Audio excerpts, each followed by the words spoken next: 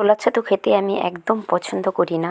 তোমরা কে কে ছোলার ছাতু আমার মতো খেতে পছন্দ করো না বলো? আমার মা বলে ছোলার ছাতু খেলে খুব ভালো, কাঁচা ছোলা ভেজানো খেলে ভালো, কিন্তু আমি কোনোটাই খাই না। তাই ভাবলাম সকালে তো কিছু খেতে হবে, তাই দুটো আলু নিয়ে নিলাম এবং সিদ্ধ করতে বসিয়ে দিলাম। আলু মাখা দিয়ে পান্তা খেতে ভীষণ ভালো লাগে, তাই আলু দুটো কেটে ধুয়ে ভালো করে সেদ্ধ করতে বসিয়ে দিলাম আলু মাখা দিয়ে পান্তা খাবো বলে। সবে সবে ঠান্ডা পড়েছে, হালকা হালকা ঠান্ডা পড়েছে, তো আমাদের বাড়িতে আজকে প্রথম পালং এলো। পালং শাকটা ওখানে রাখা আছে। আমাদের ছেলে খরগোশটির নাম হচ্ছে কিউটি, আর ও এসে ওই শাকগুলোকে খেয়ে নিচ্ছে। আমি বললাম খাস না রে, রান্না করবো। জানি না ও কি বুঝলো, আমি এইটুকু বলেছি, ও রেগে উল্টো দিকে চলে গেল।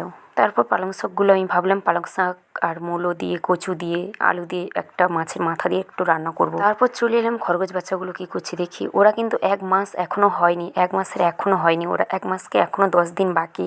ওরা কিন্তু শাক খেতে পেরে গেছে। দেখো আমি শাক দিয়েছিলাম, কিছুটা খেয়েছে, আরও কিন্তু আছে। আমি ওদের রাতে প্রত্যেকদিন একটা করে, মানে একটা ডাঁটা শাক প্রত্যেক দিন দিই। সকালে উঠে যখন দেখি ওটা আর থাকে না, তাই আবার ঝুড়িটা ঢাকনা দিয়ে দিলাম। আমি বললাম এখন ঘুমা, পরে